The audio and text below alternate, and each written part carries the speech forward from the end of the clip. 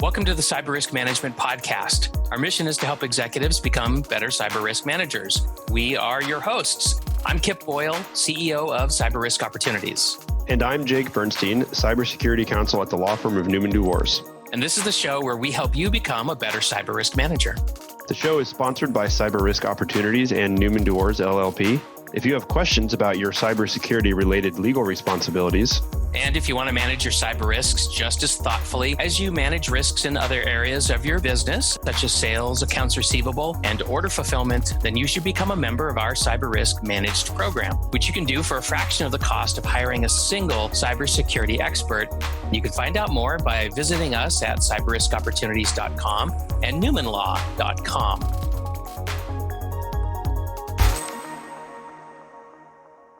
So, Kip, what are we going to talk about today? Jake, today we're going to talk about active defense. Well, I guess the first question then is, what is active defense? Right. Most people probably have not heard of active defense, but it's an up-and-coming strategy.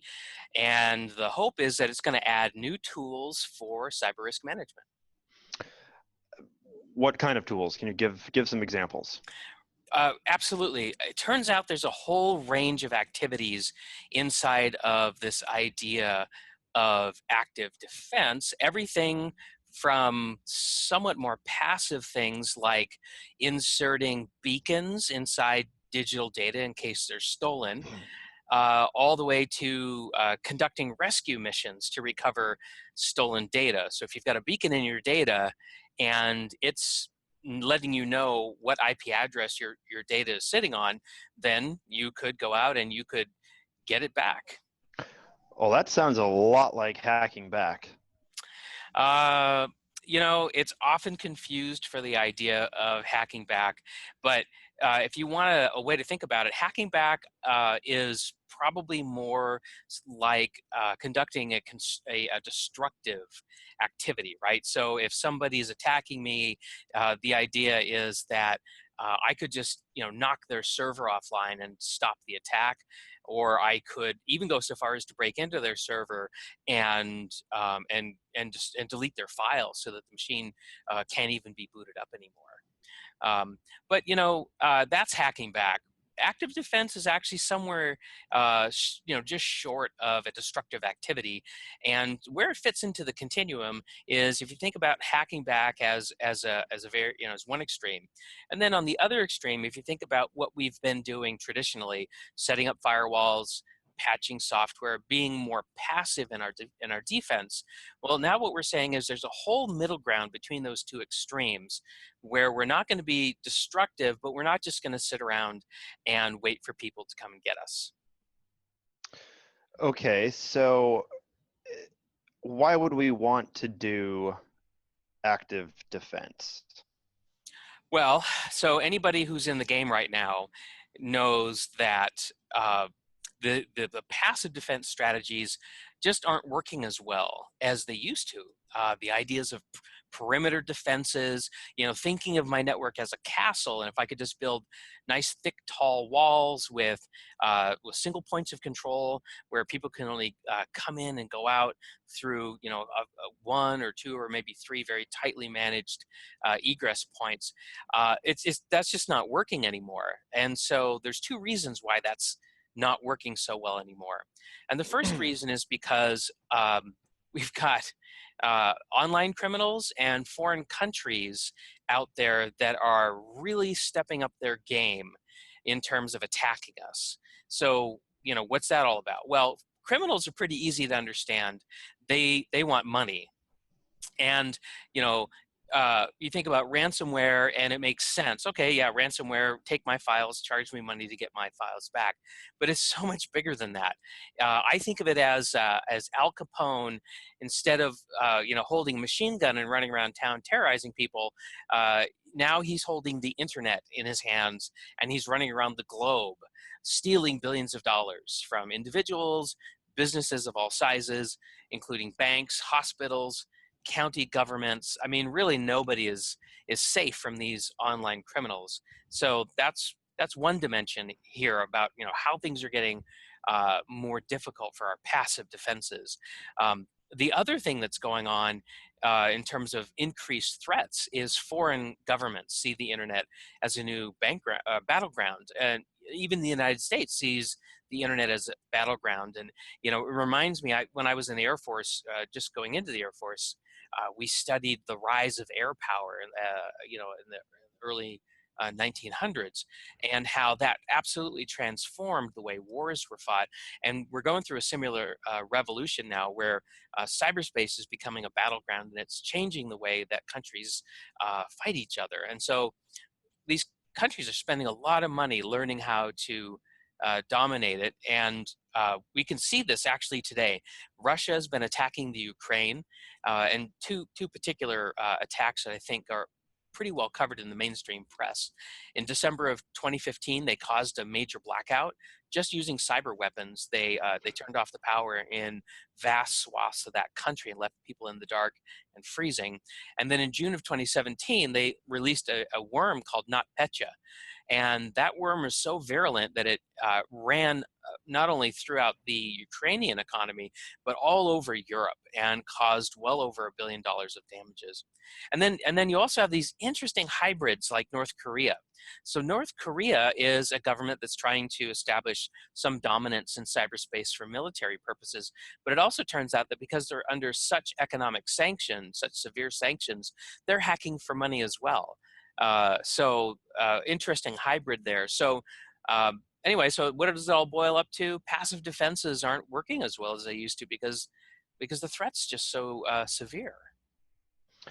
Okay, so I guess one of the questions that I think this raises is it that passive defenses aren't working because they just don't work, or is it they're not working because people aren't using them properly? In other words, Mm.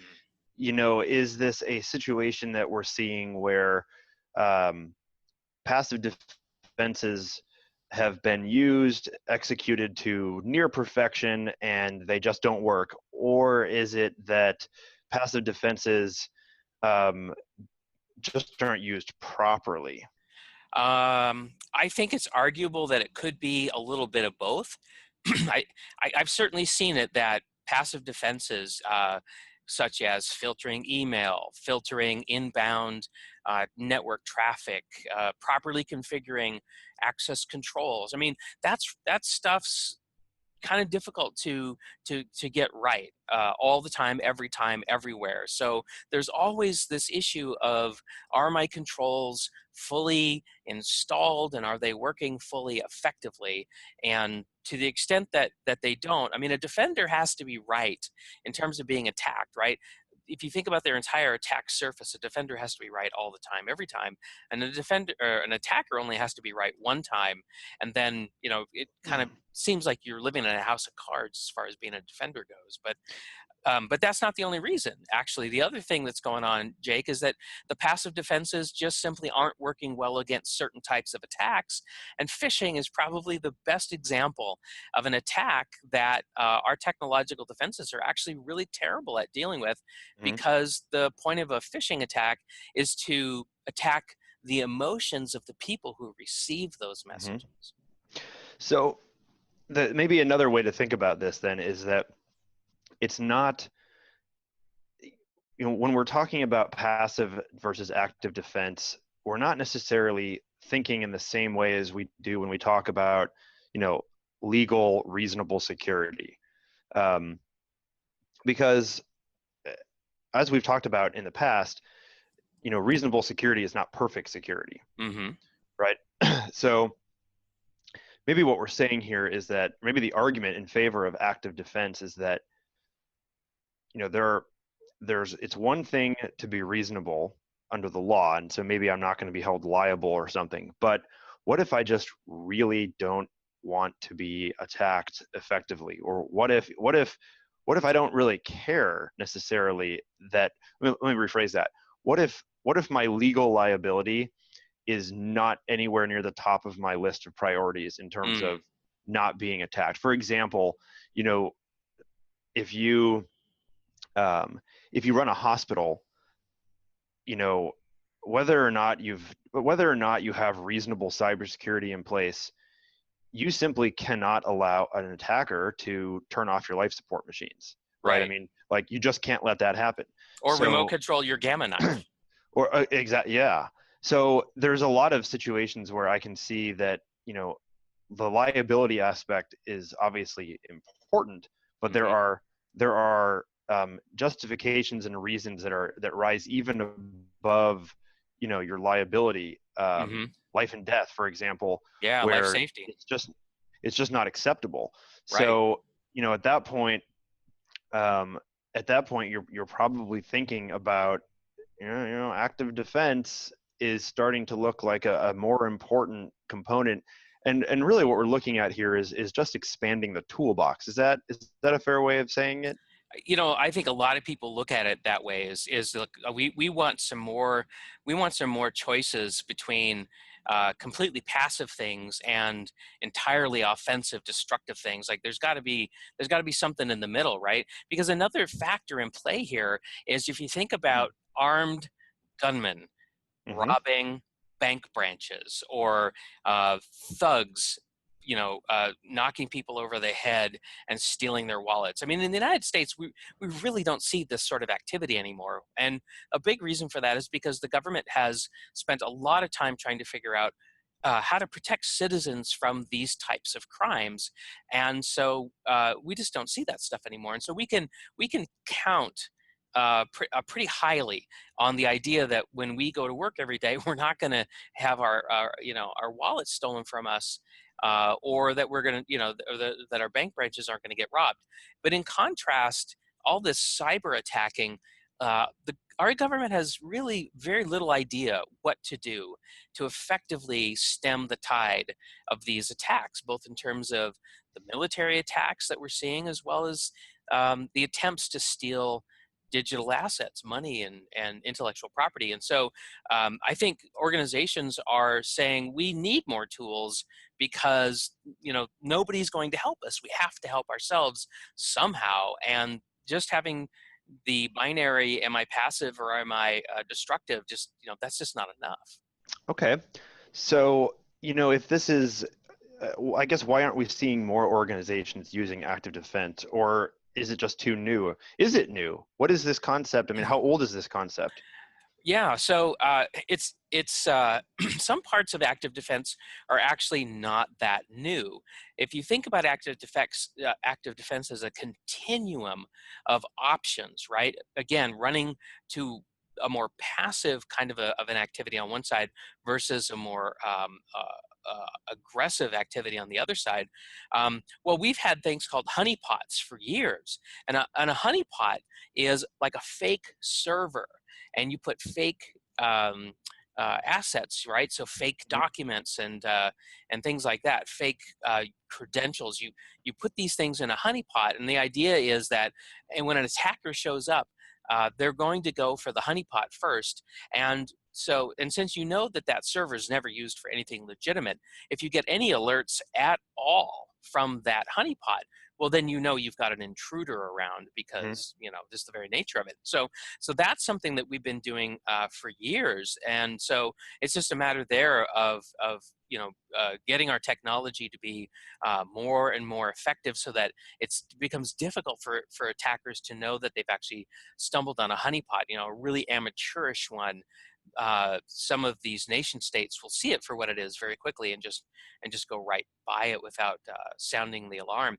So, but Mhm. some of the things that are more more active, that have higher impact but also greater risk, is like botnet takedowns.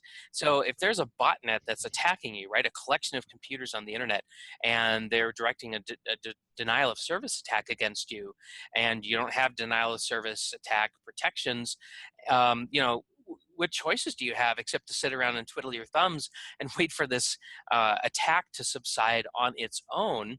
Well, it would be really nice if you could find the source, like the controller of this botnet, or maybe even the individual bots themselves, and start to take them out.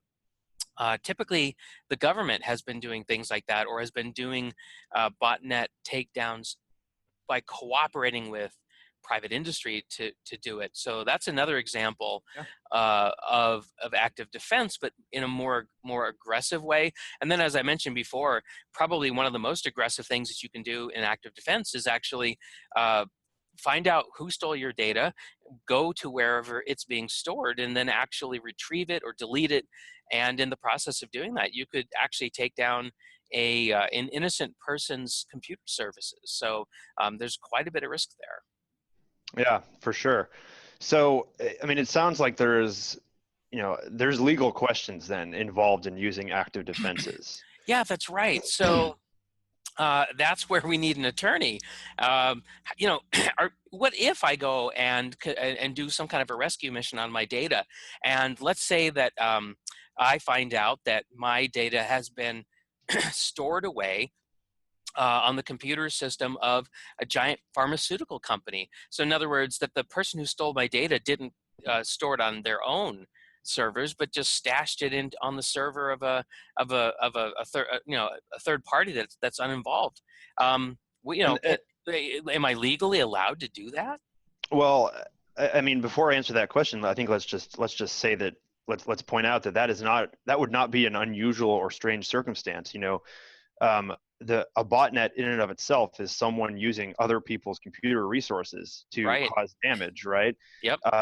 And so, if it was hypothetically possible to send a command back to computers that were attacking you and physically cause them to, blow their capacitors and explode, you would ultimately be causing damage not so much to the bad guy, but to all of the victims of the bad guy who just were an earlier stage in his attack. Right. So similarly,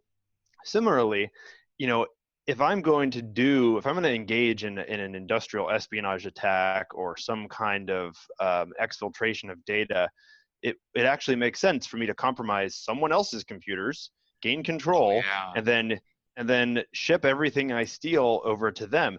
So in a lot of ways, the practical effect of this rescue mission concept is that you will end up violating the Computer Fraud and Abuse Act and quite possibly state equivalents like Washington's Cybercrime Act, because what's going to happen is ultimately you are going to end up accessing someone else's computer system without authorization. And that And is and not the that is criminals. and not the criminals. And technically speaking, even if it was the criminals, there's no defense to unauthorized access because he did it to me first. Mm. I mean, the law could evolve in that direction. You certainly are unlikely to get sued by the victim if the Mhm. victim is in fact the criminal. But if the victim isn't the criminal, if If the victim is this pharmaceutical company that I was imagining. if this hypothetical pharmaceutical company, we'll call it kind of like victim zero, Mm-hmm. um, then not only are you hacking someone else's computer who's not even a bad guy, but if you cause damage, you're going to be liable under civil actions because the CFAA has a civil component which Mm. allows anyone who's hurt under it to file a lawsuit. So it's important to realize that it's not just the risk of criminal prosecution, it's also a defensive technique if you can catch the hacker. You can sue them for Isn't that money. ironic, right? So I get attacked. I use an active defense technique to either stop the hack or to retrieve my stolen assets, and then I get charged with a crime. Yeah, or you get sued for damages. Yeah, I mean Right. it's well, that's part of why this is not fully adopted. And obviously, we are talking about a continuum.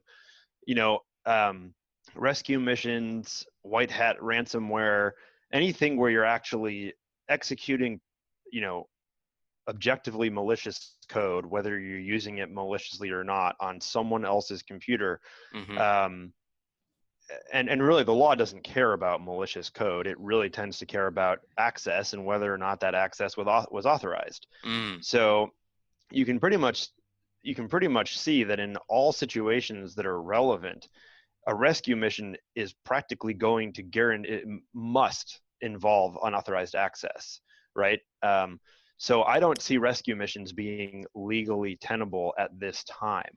Unless somebody On the comes other up hand, with a really clever way to do a rescue mission without somehow violating the unauthorized access, prohibition. I mean, I haven't seen anything yet, but technical people can be really clever in devising ways to get this done.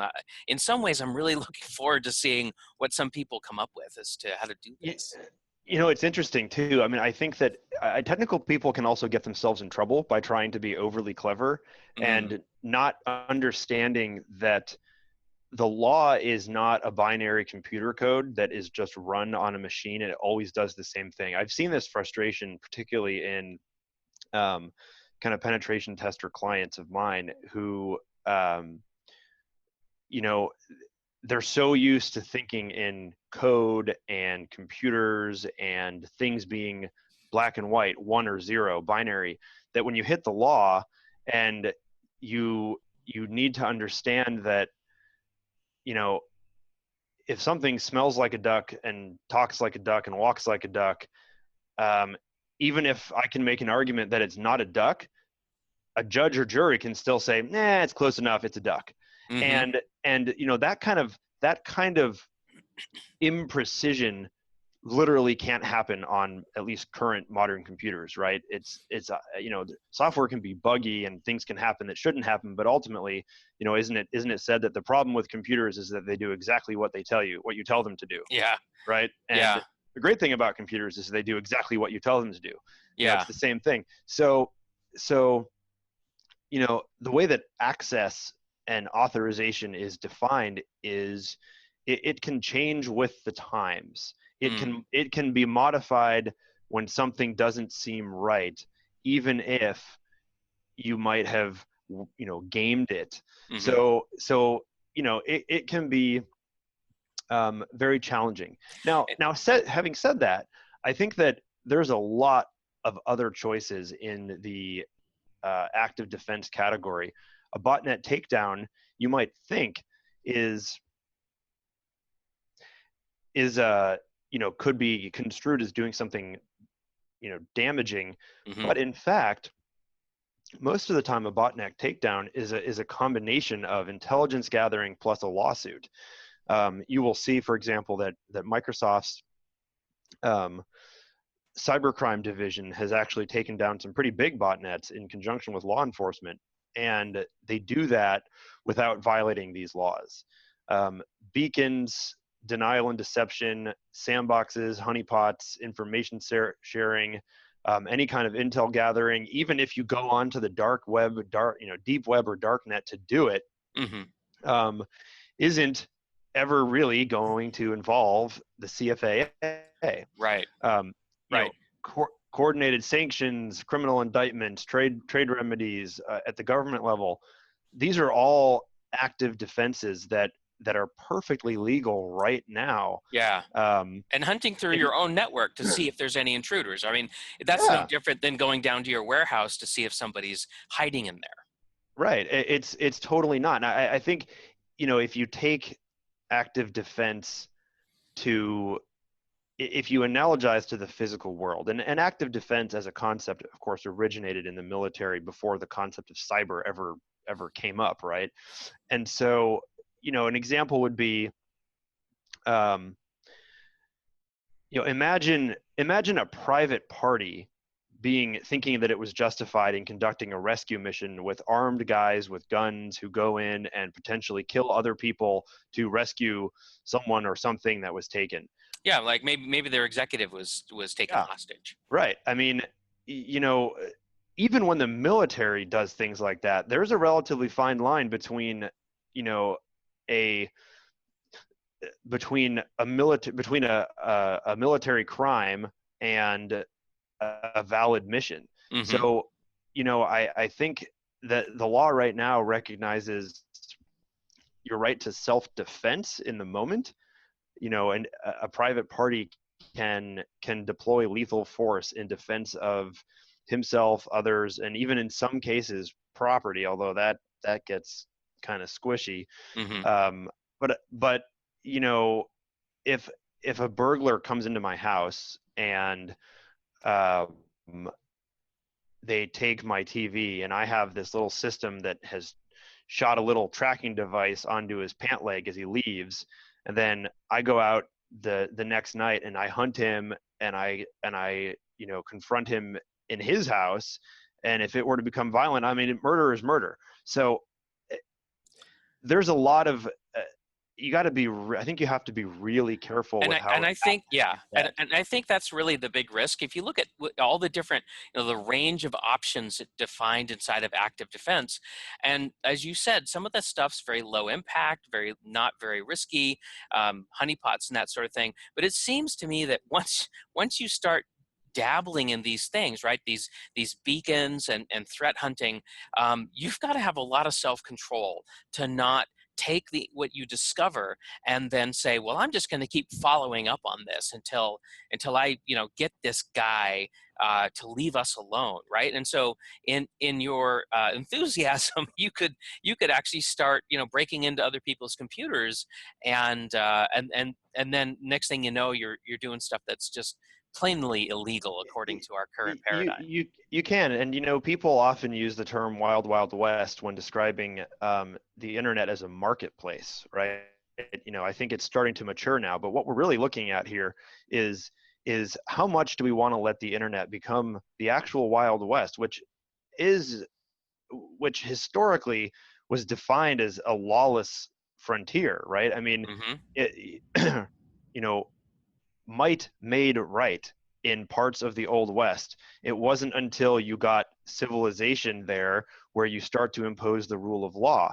Right. Um, and, I don't think that people are prepared for that on the cyber realm. I don't think that it is particularly safe to start doing that.